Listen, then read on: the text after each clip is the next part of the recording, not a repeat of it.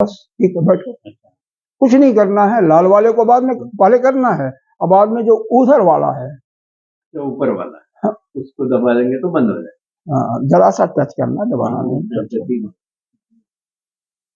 तब शुरू होगा। न जायते मृत्यते वा विपश्चितो न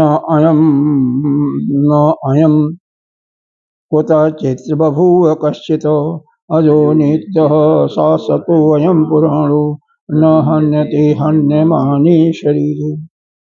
न जायते मृत्यते, यानी यह अपना आत्मा कैसा है, यह आत्मा का निरूपण इसमें किया हुआ है। यह 18वां 19वां मंत्र एज इट इज ही थोड़ा बहुत शब्दों में परिवर्तन करके गीता जी में दूसरे अध्याय में आया हुआ है। न जायते, न जायते का मतलब इसका कोई जन्म नहीं होता, यानी यह आत्मा उत्पन्न नहीं होता, और जो उत्पन्न होता है वही मरता भी है, तो यह मरता भी नहीं है। न वा म्रियते, और क्योंकि जो उत्पन्न वस्तु होगी उसमें विकार होगा। हाँ, जो भी उत्पन्न वस्तु होगी उसमें 6 प्रकार के विकार होंगे। कौन कौन? अस्ति, जायते, वर्धते, विपरिम्रियते, अपक्षीयते और विनश्यते। यानी वह होगा वस्तु है, वह आएगी, पैदा मतलब यहाँ पर आएगी, जैसे पिंड के रूप में पहले था, फिर उत्पन्न हुआ बालक, और फिर बढ़ा, बढ़ने के बाद उसमें अवस्था का परिवर्तन हुआ, फिर अवस्था के परिवर्तन के साथ धीरे धीरे शरीर के रोग आए, क्षीण होता गया। नहीं भी रोग आया तो भी शरीर की अवस्थाएं तो सब क्षीण होते जाएंगे ना। बाल का पकना, नेत्रों से दिखाई कम देना, कान से आवाज का शब्द सुनने में, घ्राण शक्ति का भी कम हो जाना, यानी रसना का भी स्वाद भी धीरे धीरे खत्म होने लगता है, पाचन शक्ति का ह्रास होना, शरीर की हड्डियों का कमजोर होना, गलना, सब कुछ शुरू हो जाता है और अंत में नष्ट हो जाता है। तो ये 6 चीजें जो भी इस संसार में पैदा होती है, इसमें 6 चीजें होती है। अस्ति, जायते, वर्धते, विपरिम्रियते, अपक्षीयते और विनश्यते। मतलब पैदा होने और मरने के बीच में 4 घटनाएं और होती हैं। देखो, अस्ति है, उसके बाद जायते आ गया, जन्म लेना। हाँ, फिर अस्ति, अस्ति मतलब है, तो उसको कई महात्मा इसको बाद में कहते हैं जायते अस्थि कहते हैं। जायते जन्म लेने के बाद अस्थि, हाँ भाई जन्म हुआ तो उसके बाद अस्थि वो वस्तु है। कैसे भी करो उसकी बात अलग अलग है, हर एक दोनों प्रकार से लोग कहते हैं। जायते को पहले लाओगे तो बाद में अस्थि आएगी, अस्थि के बाद फिर वर्धते, वर्धते माने वृद्धि होती है, वर्धते के बाद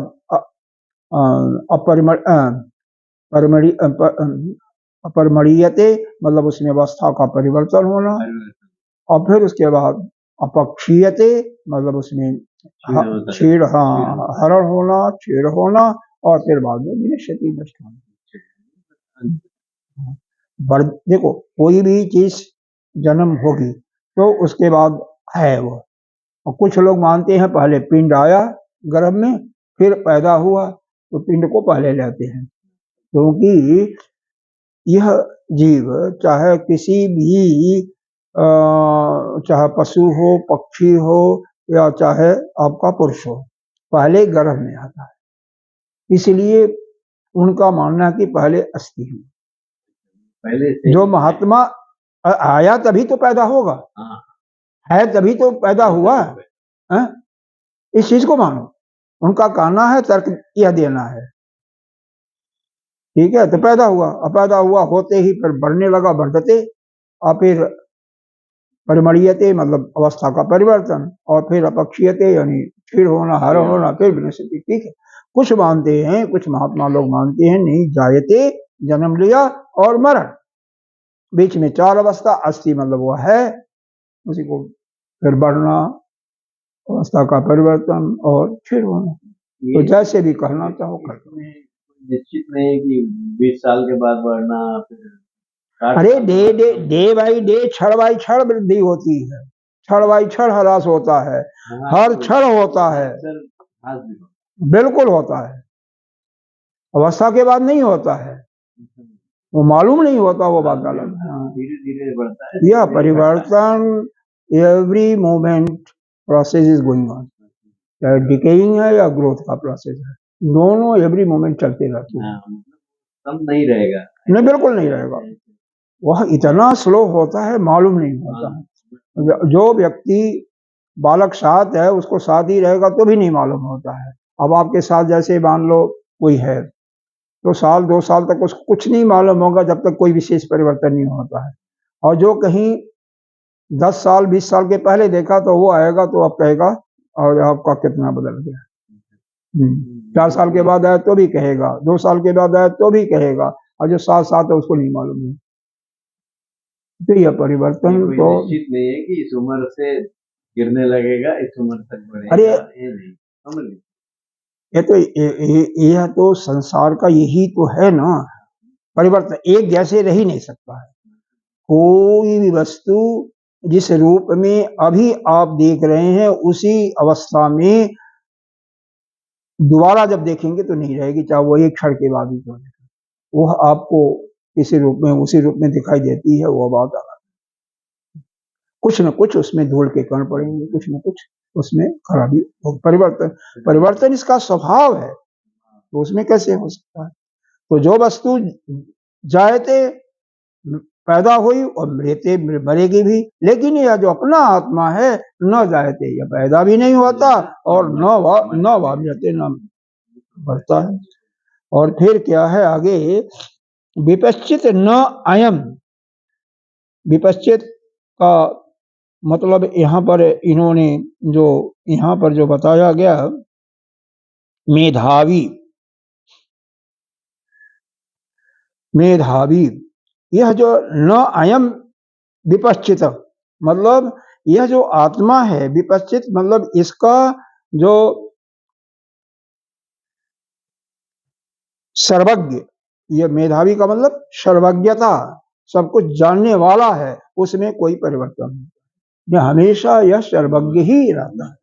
हाँ, न अयम अयम विपश्चित, ये जो इसका मेधावी गुण है या सर्वज्ञता का गुण है उसमें भी कभी कोई कमी नहीं होती। कुतश्चित् न बभूव कश्चित्, और फिर क्या है आगे क्या देते हैं, न कुतः चित न बभूव कश्चित्, न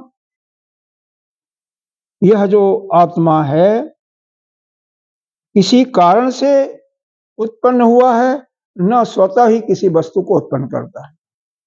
मतलब न अयम कुतश्चिन्न, कभी भी बभूव, न तो पैदा हुआ और न किसी चीज को पैदा कर। अभी देखो जो जन्मेगा, जो मरे जन्मेगा, वही तो किसी उसके उत्पन्न करने का कोई कारण होगा, और जो जन्म नहीं लेता उसका कोई कारण ही नहीं होगा, और यह किसी चीज को पैदा भी नहीं करता।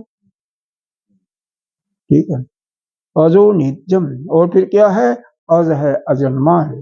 एक बार तो पहले बता ही दिया, फिर उसको पुष्टि कर रहे हैं, यह अजन्मा है, नित्य है, मतलब इसमें कोई परिवर्तन नहीं होता। यह जो खड़ विकार आपको पैदा होने वाले जीव में बताया गया, इस आत्मा में यह खड़ विकार से यह रहित है, यानी यह नित्य एक जैसा है, नित्य नूतन। शाश्वतो अयम पुराणो, शाश्वत, अब शाश्वत कहने की क्या आवश्यकता है, क्योंकि शाश्वत का मतलब ही है सर्वदा, नित्य भी आ गया, यह भी आ गया, तो शाश्वत है, सर्वदा रहने वाला है। पुराणों, पुराण का परिभाषा यहाँ पर शंकराचार्य जी ने दिया है, बहुत सुंदर दिया है इसको। पुराण पुरापि नव एव इति, पुराण किसे कहते हैं, पुरा अपि नव एव इति, पुरा अपि पुराना होते हुए भी नित्य नूतन दिखाई दे, उसी को पुराण कहते हैं। जैसे किसी भी पुराण को ले लें, श्रीमद् भागवत पुराण है, आप 10 बार कथा सुन लिए, फिर भी 11वें बार जब सुनेंगे तो आप लोगों को कुछ न कुछ नया दिखाई देगा। न हन्यते हन्यमाने शरीर। इस हन्यमाने मतलब ये जो मरने वाला शरीर है, ये शरीर कैसा है? मरने वाला है, यही पैदा भी होता है, मरता भी है। इसमें इसको हन्यते न हन्यते, इसको मारा नहीं जा सकता। मतलब यह आत्मा अपना जो है न तो कभी पैदा हुआ, न कभी मरता है, और न तो इसका सर्वज्ञता कभी उसमें परिवर्तन होता, उसमें क्षय होता है, न किसी के द्वारा पैदा हुआ है, न यह किसी चीज को उत्पन्न करता है। यह अजन्मा, नित्य, शाश्वत, यानी हमेशा एक जैसे रहने वाला, नित्य, पुराना होते हुए भी नित्य नूतन है। और यह किसी इस मरने वाले शरीर में कभी इसको मारा नहीं है। देखो, मारा किसको जा सकता है? शरीर को। अवयव जिसके होंगे, इसको काट दिया, इसको काट दिया, काट दिया। अब उसका तो कोई रूप ही नहीं है, कोई अंग अवयव ही नहीं है, तो कैसे मारोगे इसको? मार ही नहीं सकते हम ना। अर्थ समझ में आ गया? ठीक है। तो यह हमारी आत्मा के लक्षण है। इसलिए बताया जा रहा है, जब किसी चीज को के बारे में, उसके गुण के बारे में, उसके लक्षण के बारे में जानोगे तभी तो उसको पाओगे। जब जानोगे ही नहीं तो वो मिल भी जाएगा तो कैसे समझोगे कि यही है? तो मान लो आपको हम नहीं पहचानते तो आपको हम कैसे पहलगी करेंगे? अब ये क्या बताया गया? न जायते नो उत्पद्यते म्रियते व न म्रियते। यह आत्मा जो है उत्पन्न नहीं होता। जायते का अर्थ है उत्पन्न होना, ठीक है ना? जायते का मतलब उत्पन्न होना। तो यह जो आत्मा है उत्पन्न नहीं होता है। और फिर न वा म्रियते, न बढ़ता है। च उत्पत्तिमतो वस्तुनो, उत्पन्न होने वाले जितनी भी वस्तु हैं उनके कोई न कोई विकार होता है। किसी भी कोई वस्तु ले लीजिए, जैसे शरीर में परिवर्तन हो रहा है वैसे ही, अरे दूध को ले लो उसमें परिवर्तन होता है, फ्रूट को ले लो उसमें परिवर्तन होता है, हर क्षण परिवर्तन होता है। तो परिवर्तनशील होता है, विकार से युक्त होता है। अनित्यस्य अनेको अविक्रिया। और यह आत्मा जो है क्या है?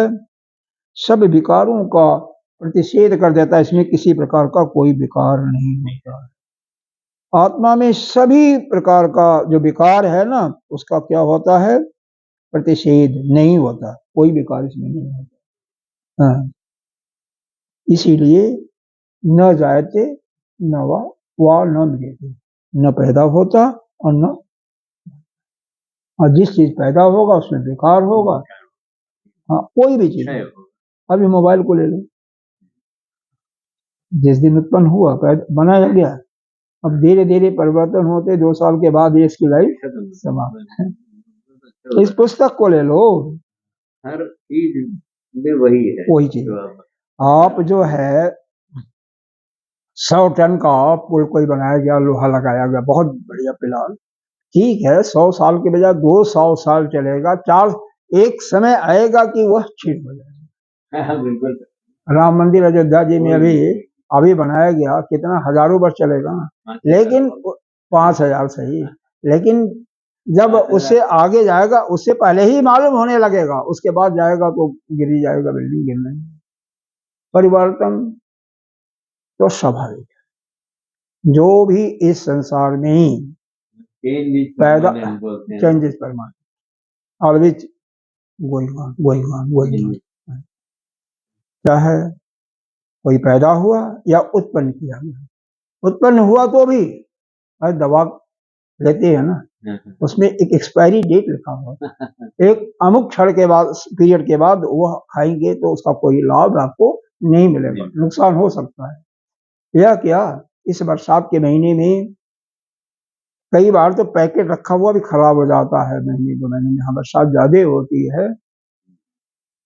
हमने बीकानेर में देखा कि तीसरे या चौथे दिन में मिठाई में फफूंद पड़ गया, क्योंकि वो, हाँ, ये वो नहीं था, क्या बोलता है, फ्रीजर नहीं था। यदि नहीं होता तो ऐसे खड़ा हुआ। तीसरे अष्टमी के दिन आई थी और एक दिन या 2 दिन गैप हुआ फिर उसके बाद, क्योंकि एक दिन के बाद शायद वो एकादशी का व्रत आ गया और द्वादशी के दिन देखा गया तो वो खड़ा।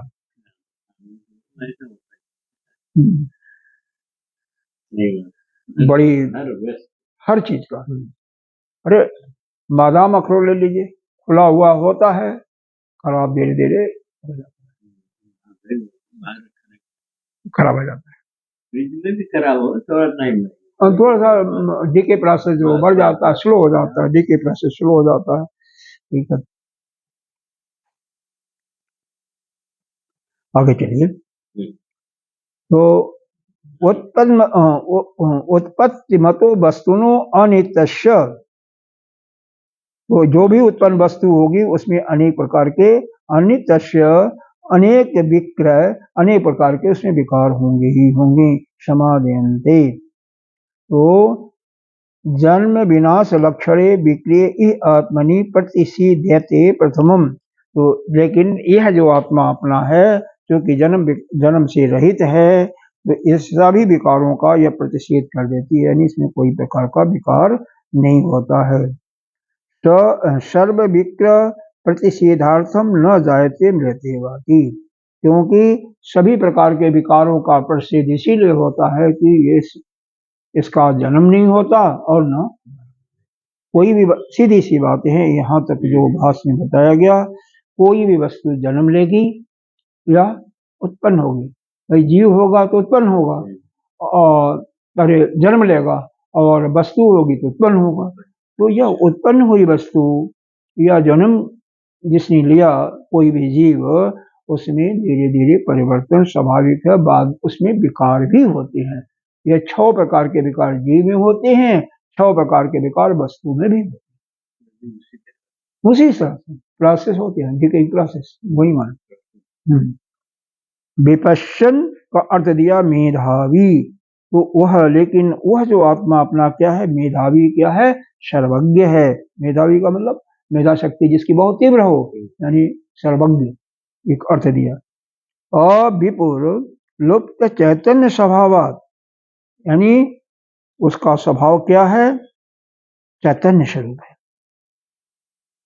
कि कभी लुप्त नहीं होता, हमेशा वह चैतन्यता उसकी बनी रहती है।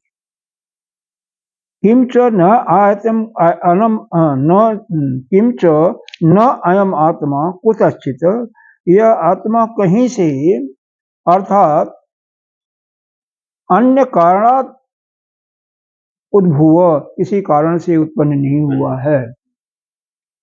स्व अस्मात् आत्मनो न बभूव, और न अर्थांतर रूप से स्वयं अपने से ही हुआ है। अर्थांतर रूप का मतलब क्या है, जैसे कोई चीज रखा हुआ है, अब परिवर्तन उसमें अपने आप ही परिवर्तन हो गया। किस चीज का लेंगे, दूध में दही का ले सकते हैं, लेकिन उसमें भी तो बाहर से तो दही डालना पड़ता है ना, लेकिन फिर भी परिवर्तन मान सकते हैं, अर्थांतर। हाँ, परिवर्तन, ऐसा परिवर्तन क्या है, वही चीज है। एक प्रकृति का बहुत ही, तो यह लेकिन अपना आत्मा जो है ना, न तो किसी कारण से उत्पन्न हुआ और न तो अपने से ही उसमें कोई परिवर्तन हो गया कि अब यह दिखाई दे रहा था और उसका स्वरूप बदल गया, जैसे बहुत चीजों का होता है। हाँ, मीठा ले लीजिए, फ्रिज में मत रखिए। हम देखिए बरसात का मौसम है, देखिए इसमें फफूंद पड़ जाएगी अपने आप, वो कुछ भी नहीं किया ना, बाहर से आपने कुछ नहीं किया, लेकिन परिवर्तन, कोई भी वस्तु ले लीजिए, परिवर्तन स्वाभाविक। तो अयम आत्मा अजो, इसलिए क्या है, यह आत्मा अजन्मा है, यह कभी न जन्म लेना न मृत्यु, अजन्मा का मतलब न जन्म लेना, नित्य नित्य है, शाश्वत, शाश्वत का मतलब एक जैसे रहना, इसका मतलब इसमें कोई क्षय क्रिया नहीं होती। जो डीके प्रोसेस है ना, दैट इज नॉट पॉसिबल। हाँ हाँ, डीके प्रोसेस में नहीं होता है। अपक्ष विवर्जित, क्योंकि इसमें कोई छेड़ नहीं होता। जो अशाश्वत सो अपक्षित, जो अशाश्वत होता है उसमें छेड़ होती है, लेकिन जो शाश्वत है उसमें कोई छेड़ नहीं होता। अयम तो शाश्वतो अयम एव पुराण, यह हमारा आत्मा जो है शाश्वत है, यानी हर समय नित्य नव नूतन है, और पुराना होते हुए भी, क्योंकि अनादि काल से ये चला आ रहा है? तो पूरा इसके भाष्यकार ने एक शब्द दिया इसका, पुरा अपि नव एव एति, पुरा अपि नव एव एति। यह क्या नाम है इसका, केशव, इसको याद कर लो। पुराण शब्द का डिफिनीशन है, शंकराचार्य जी ने दिया हुआ है, पुरा अपि नव एव एति, या इति होगा, एव इति होगा, क्योंकि वह इको एरस संधि है ना, एवेति है तो एव इति। पूरा अपि, पुराना होते हुए भी, पूरा अपि नव, क्या है नव, ये तो मिल जाएगा इसमें, उसमें नहीं मिलेगा। पूरा अपि नव एव एति, पुराना होते हुए भी नया है। जो ही अवय उपचय द्वारेण अभिनिवर्तते स इदानीम नव जथा कुंभादि। जैसे उदाहरण दिया, क्या दिया, दृष्टांत क्या दे रहे हैं, एक घड़ा का। घड़ा जो है, कोई भी पदार्थ है, वह आयनों के मेल से उत्पन्न होता है ना? इस समय नया है कहा जाता है, जैसे घड़ा है, पुराना हो गया मान लो, और उस पर गेरू लगा दो चारों तरफ से, पुराना हो गया, 10 साल का हो गया, टूटा नहीं है, कहीं से फूटा नहीं है, गेरू लगा दिया, कोई अन्य चीज लगा दिया, तो वो पॉलिश लगा दिया। अरे बिल्डिंग क्या होती है, जब पेंटिंग कर देते हैं ना तो नया दिखाई देता है। हाँ, तो ऐसा भी नहीं है, हमारा आत्मा जो है यह भी नहीं है कि वो उसको कुछ कर रहे हो ना।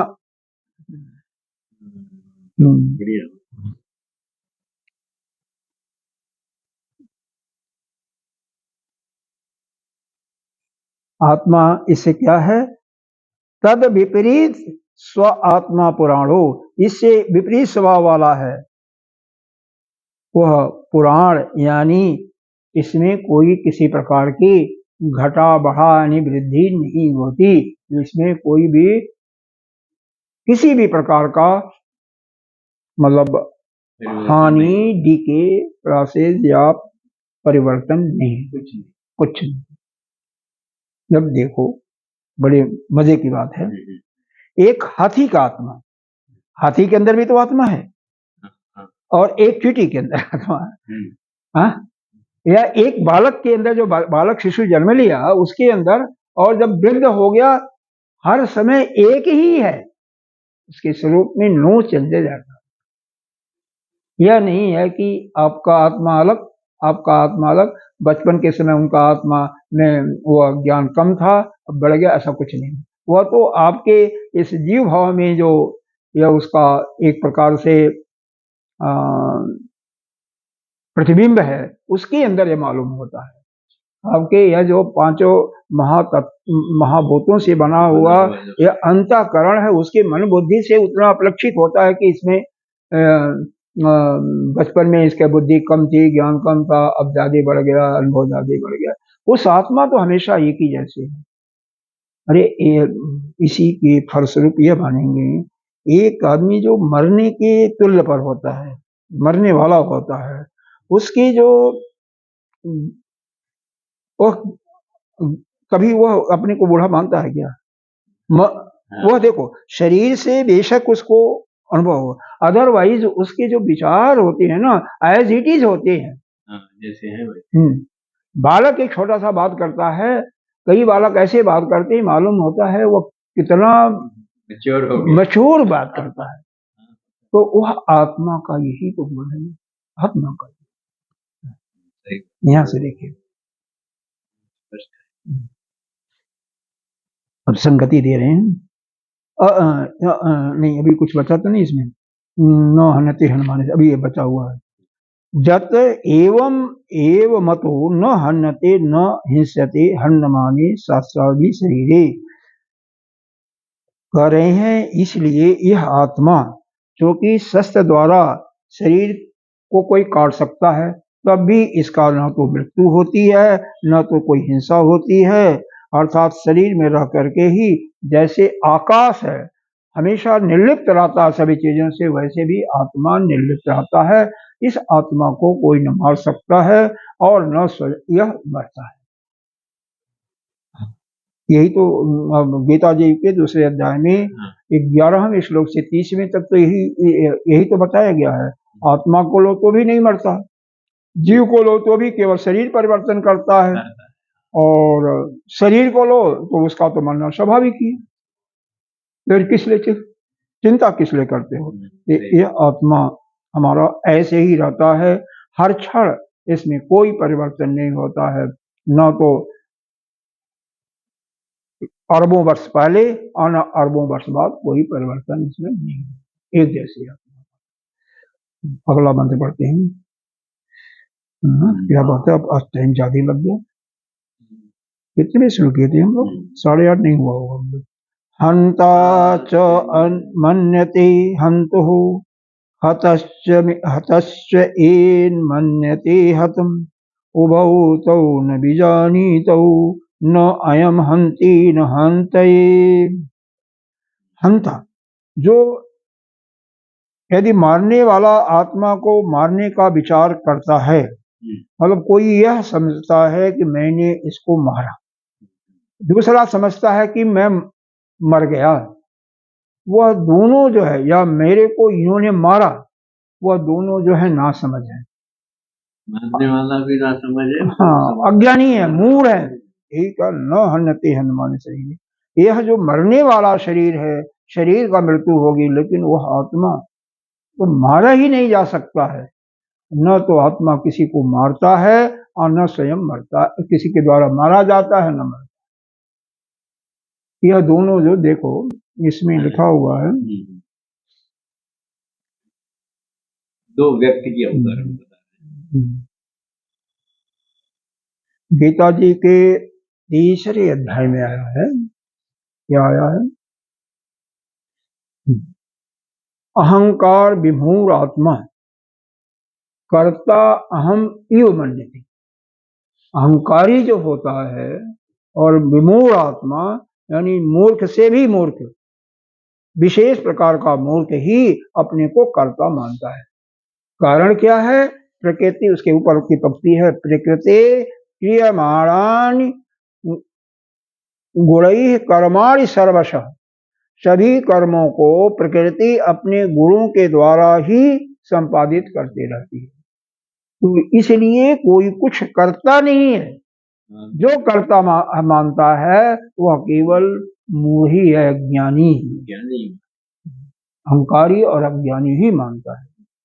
अरे भाई, कोई भी करने वाला, कोई भी हो गया, मान लो आप बीमार पड़ गए, तो किस कारण से बीमार पड़ गए? तो यही कह सकते हो ना, परमात्मा ने बीमार मेरे को डाला, किसी देवता ने डाला है, यही तो कह सकते हो ना। कोई कहेगा नहीं अमुक आदमी ने हम भूत प्रेत इत्यादि का शिकार कर दिया है, या कोई बीमारी आ गई, यही तो हुआ ना। तो बीमारी ना ही आई, आखिर कैसे हुआ? सभी इसका कारण कौन है? आप तो कारण बिल्कुल नहीं हो।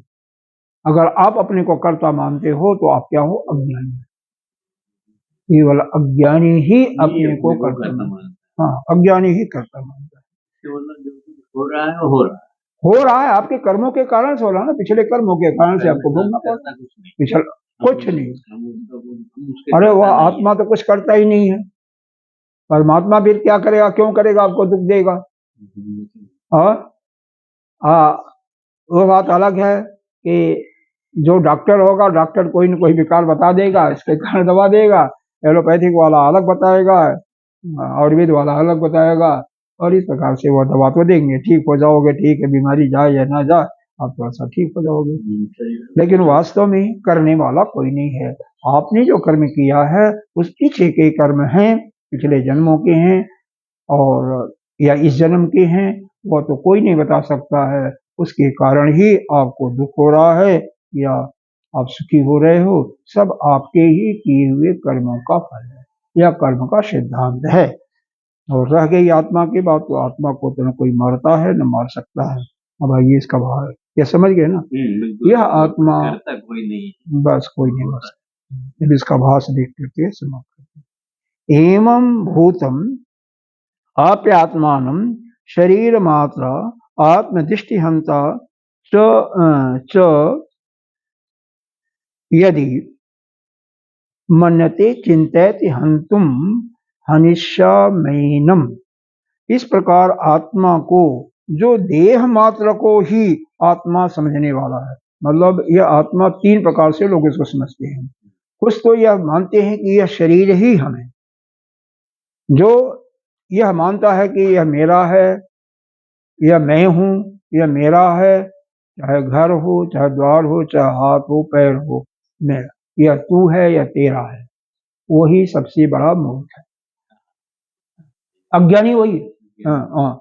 तो यहाँ पर क्या बताया कि यह जो देह को मानते हैं आत्मा, वही कहते हैं कि यह विनश्यति, वही कह सकते हैं ना कि मारने वाला पुरुष किसी को मारने का विचार करता है। अरे मारेगा कौन? शरीरधारी ही तो मारेगा। शरीरधारी, चाहे वह जानवर भी होगा तो भी शरीर धारण किया हुआ शरीर से ही मारेगा, अपने सींग से मारेगा, अपने पंजों से मारेगा ना।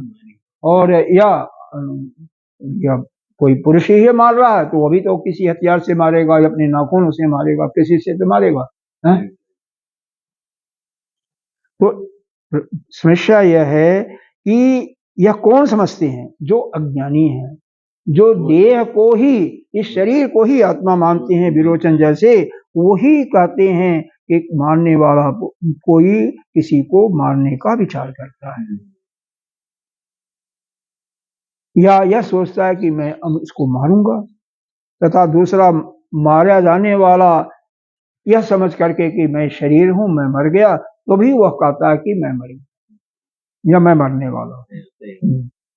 एति जो अप्यतो हतः सोऽपि च न मन्यते हतम आत्मानम हतोऽहम एति उभावपि तौ न विजाता। इस प्रकार से यह दोनों नहीं जानते हैं, बीजानीता माने जानना, दोनों नहीं जानते हैं। एक मरने वाला के जो सोचता है कि मैं मर गया, मैं मारा गया हूँ, और जो सोचता है कि मैं इसको मारा हूँ या मैं मारूंगा, तो यह दोनों वास्तव में मूर्ख हैं, दोनों जो है अज्ञानी। स आत्मानं जतो नायं हन्ति, वे दोनों ही अपने आत्मा को नहीं जानते हैं। क्यों? यह हमारा आत्मा न मारा जा सकता है, यह तो अविक्री है, अविकारी है, क्योंकि इसमें कोई विकार होता ही नहीं है। जैसे कोई वस्तु रखे रखे उसमें विकार आ जाता है, लेकिन हमारे आत्मा में कोई विकार होता ही नहीं है। तत् आत्मनस्ता न हन्नता आकाशवदि विक्रेत्वादेव, जैसे आकाश है, आकाश में कोई परिवर्तन नहीं होता, उसी प्रकार से हमारे आत्मा में कोई परिवर्तन नहीं होता है। शरीर में परिवर्तन होता है, और शरीर के परिवर्तन को देख करके जो यह समझता है कि हमारे अंदर परिवर्तन हुआ, या हमारा आत्मा को दुख हो रहा है, या आत्मा को किसी ने मारा, या आत्मा मर गया, वह अज्ञानी है, वह मूढ़ है। नींद आ रही है क्या? नींद तो नहीं आ रही? मतलब फिर करता कौन है? करता कौन है? तो शरीर कर रहा है ना। मारने वाला सोचता मैं मार रहा हूँ, और मरने वाला सोचता है वो मर रहा है।